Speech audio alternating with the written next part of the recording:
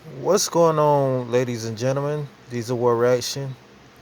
It's your boy Juan Diesel, and I'm back with another video. This one's called The Mysterious Death of Eddie Murphy's Transsexual Prostitute. As you all know, back in the day, Eddie Murphy got caught up, you know, with a transsexual. He claimed that he was just taking the person for a ride, but we didn't believe it. And here's more information on the death of this transsexual dude, whatever you want to call it. Well, let's get started. The day later, she's dead. With a colleague of mine who I brought on to help report it, Johnny Wendell. I don't know if you know Johnny Angel, local journalist and radio guy. We went out and tried to doorstep her family. They weren't talking, out in Torrance or something like that.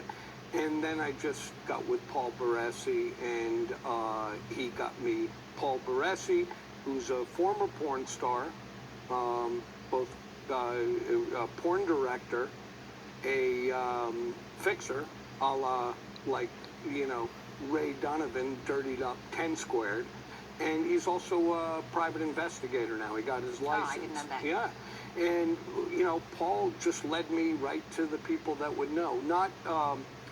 I should step back a little bit. I needed to speak to somebody who would know something. So there was a bar. Would you say that Paul is kind of like an entree into sort of the LA underbelly then? I mean, I've dealt with him as well. He's a shame. I mean, this guy's great. I mean, this guy has worked Michael Jackson, everything. And what he does is he plays both ends against the middle. No, I've interviewed him. Yeah, you know how he works. And, the fact is, I don't pay anything. So, it's just like, Paul, let's go. Give me what you got. And, I'm going to infuse this with your story because you were all around this.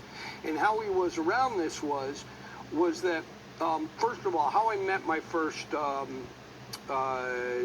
transgendered person who had claimed she had been with Eddie Murphy in the past was I literally went to a bar that was, I can't remember the name of it, it was on Yucca, just south of Hollywood Boulevard, by that newsstand, the World News, where Eddie had stopped that night. Yes. And I sat at the bar. One night goes by, I'm friends with the bartender now, I'm tipping him well, I'm talking to him, and he finally got me to one of the women. And she said, oh, yeah, I've been with Eddie. He likes, he has a foot fetish, and also Carnal Candy has been with him, and so and so and so and so. So Paul led you. He did a good job for you. Right. Yeah. Actually, the bartender got me to my first one, and then he led me around to the point where one of these women, I went and I said, so what's the deal? And she said, well, the deal is that Eddie Murphy's lawyer, Marty Singer, who's in the news these days for other things, basically I told my story to the tabloids, and he paid me $15,000 to change my story. And I said, well, interesting. Okay, can you prove that? This woman kept records, and she handed me a check and her IRS. Everything. She had everything. And it was signed by Marty Singer.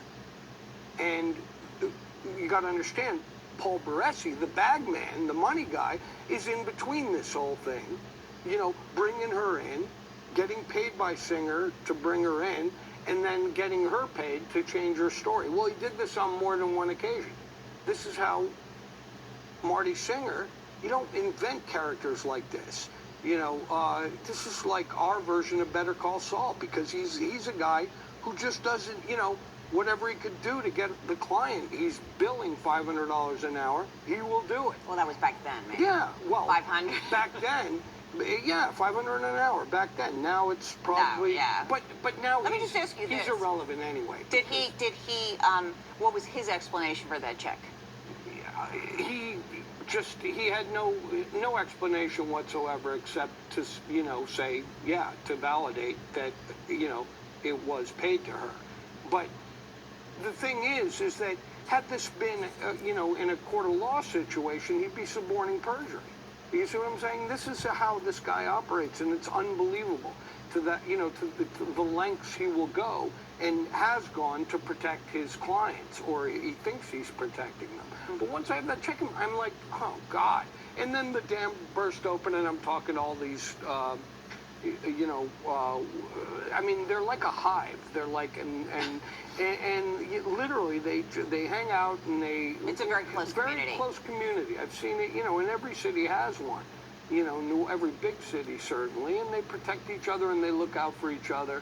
And what is Mr. Baresi's connection to that community? Just that he is... Well, he's in the porn world, so, listen, that as part, he does gay, straight, fetish, all that stuff. And, a lot of these